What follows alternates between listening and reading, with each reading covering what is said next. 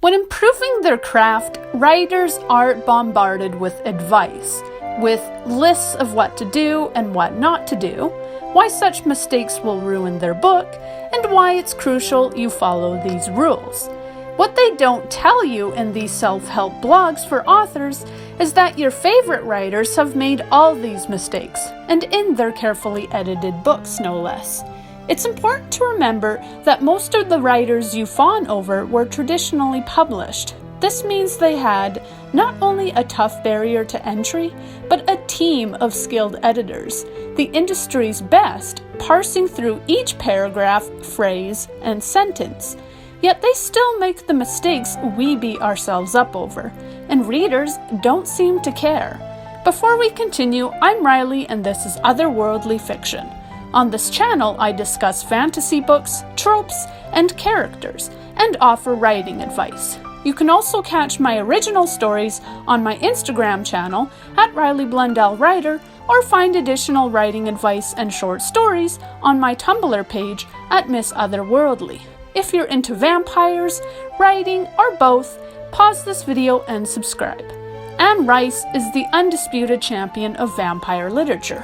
Even Buffy the Vampire references her, with one vampire accusing another vampire in one of the episodes of following the Anne Rice routine. Her name is practically synonymous with vampire books at this point, and deservedly so. Lestat especially is an engaging character, and her world building is as strange as it is interesting.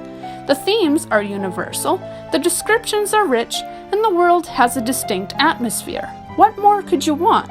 Well, this reader could do with less adjectives. If you've been studying the best writing practices, you've likely developed a fear of adjectives, a terror of passive voice, and an embarrassment over your tendency to give your characters "I feel" statements. To be clear, this isn't an article to tear Anne Rice down. I've read Interview with a Vampire several times, as well as several of Rice's other books, and she remains one of my favorite authors. Instead, this post is meant to highlight that even the most venerated authors commit these prose sins, either because the rules weren't in place yet, or because readers don't always care as much as we think they do. The fact that so many authors make these mistakes is telling. The big players make them too, and as most of us would have grown up as avid readers, we emulated what we read, prose problems and all. These writers are supposed to be the best. Of course we're going to emulate them. These mistakes are so common to new writers because they've seen the bestsellers commit them. Whether it be her use of adjectives, her descriptions, or her telling versus showing tendencies, even Anne Rice falls into bad habits. The first habit I want to discuss are adjectives. If you've read enough writing articles, you're probably frightened of adjectives. You shouldn't be. Adjectives are a welcome tool authors should utilize. Most articles don't tell you to avoid them, they tell you to use them in moderation. Adjectives are like chocolate. If you sprinkle a little on your ice cream, your dessert will be more interesting, and you'll feel good.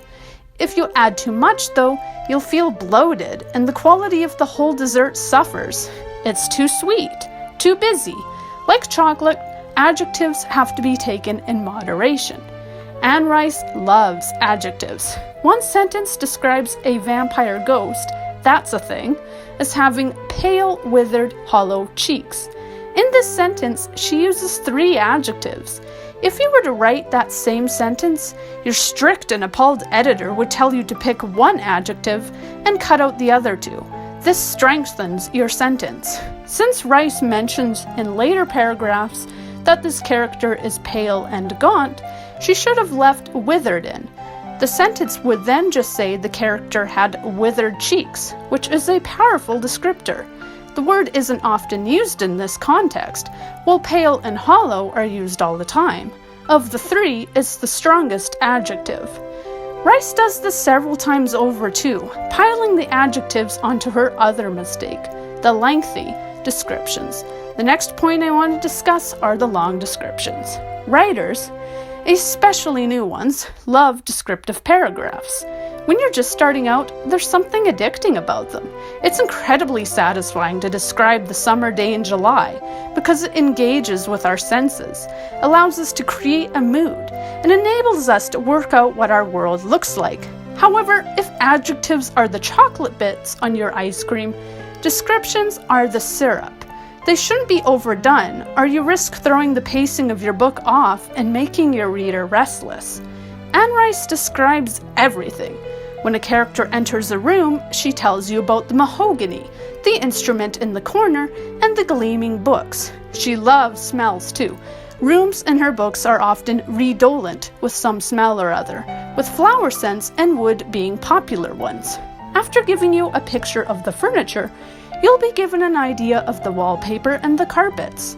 To be fair, the descriptions are woven throughout the dialogue and action sequences, something a writer should emulate, and nobody could ever accuse Rice of giving a reader white room syndrome. That said, the descriptions are on the longish side. She commits the other faux pas of telling you what her characters look like. You'll know who's gaunt, who has a long nose, and which person has white hair. You'll have a vivid picture of what each person is wearing as well, even if you never see that character again. If you've grown up on Tolkien or Victor Hugo, her descriptions will seem concise. They're not unmanageable, but would be considered on the long side in a modern context. The common advice is to share only what description is necessary, to create a visual or a sense of character, and then move on. Don't put a character's physical traits into a grocery list, unless you're Rice and your character is Lestat, because he's that awesome. The third point I want to discuss is the I feel statements. This ties into the show don't tell rule you've been hit over the head with. If you have a character state, I feel or I felt in any context, you're encouraged to cut the phrase out. If your character says, I felt scared, it's best practice to cut this sentence and replace it with, in a cold sweat, I trembled. The latter sentence, rather than telling you what the character's emotions are, shows you what he or she feels. Despite this, Anne Rice uses this statement when sharing Lestat's emotions, and it's understandable on some level. After all, Lestat is one of those characters who's in his own head. He asks questions, ponders the mysteries of life, and otherwise does more thinking than he would like to admit. He has an unusual amount of self-awareness, which includes exploring his emotions or lack thereof. It's a common condition for vampires. Despite their cold demeanors, they are surprisingly emotional beings. That said, in a sentence where Anne Rice describes Lestat as being in a panic, she might have shown this instead. Even if he's the composed type who hides his emotions, his fingers could have twitched. He could have made an effort to stay near the door, to be nearer to an escape route, or even outright confessed that he was uneasy to those he trusts. He could have paced the room or sighed. There are plenty of ways to show fear, even if such gestures only scratch the surface of what the character actually feels. If he's repressing his emotions, we can feel that too, with a tightening of the shoulders, or a moment where he turns away to conceal his expression. The fourth point I want to discuss is telling what's not. Another mistake writers make is to tell the reader what isn't happening. He didn't smile or he didn't stand are common and unnecessary phrases. If a character is in a chair and the author doesn't state that he stands, the reader is smart enough to know that the character is still sitting. Saying what isn't happening just slows the story down. In one scene, Anne Rice mentions that he didn't shake my hand, and follows that statement with, I didn't shake his. The unnerve of this moment could have been strengthened by having Lestat hold out a hand and drop it, or by having the other characters inch away. These actions would have not only conveyed Lestat's usual expectations in regards to these characters, but reinforced the sense of distance Rice was trying to show in the group he meets. The original sentence tells you there's something off about the meeting, but this could have been shown instead, either by having Lestat take the odd step towards the characters while they withdrew, or by having them cross their arms or otherwise close themselves off somehow. Body language is a powerful way to show what's not happening without outright saying it. The fifth point I want to discuss is passive voice. Anne Rice is but one of several authors caught in the notorious act of passive voice. J.K. Rowling has been caught at it too, along with other authors you know. For those not familiar with the term, passive voice refers to the way a sentence is written. If a sentence falls under the past tense umbrella, it will use the word was. Anne Rice has several sentences which state this was happening or that was happening. A past tense sentence would say, "My heart was racing." In order to correct it, an author would change this to, "My heart raced." This makes the action current, placing the reader in the moment.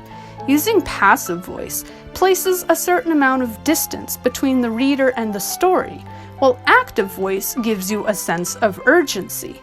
The action didn't happen, it's happening, each moment landing in real time. In conclusion, Anne Rice is one of the most famous and best-loved authors out there. Despite this, she commits what the stringent editors of today would label as major prose faux pas. Despite this, readers continue to purchase her books and fall in love with her characters, and there's a reason why. These are minor mistakes. It should be noted that all of the problems listed have to do with sentence style and prose arrangement. Anne Rice doesn't have a problem with the stories themselves or the development of her characters, which are the problems writers should take most seriously. The mistakes she commits are small picture mistakes rather than big picture ones. If a few of these mistakes slip into your book, the average reader isn't going to care. A writer like me, whose brain has been trained to be overly analytical, will care, but only a little. After all, I'm still reading Anne Rice. If your story is strong and your characters are intriguing, I'm going to continue the book. This isn't to say you should ignore these rules, unless you have a specific and justified reason for doing so. While the average reader isn't going to care as much as you do, watching out for these common mistakes can make for a smoother experience for your audience, even if they can't articulate why. Your pacing will improve, characters will feel more alive, and readers will be hooked. Readers were still enamored with Rice, and rightfully so. She's a strong storyteller, and remembering that even the greats commit these grammar sins is comforting. It reminds us that no book is perfect. All authors make mistakes, and we should go a little easier on ourselves. If Anne Rice fell into the trap of passive voice, we shouldn't punish ourselves for doing the same. We are, after all, only emulating the best. Which of these mistakes are you bad for? Have you noticed other big-name authors making them? Share your thoughts, and if you enjoyed this video, give it a like and subscribe. Thank you for listening.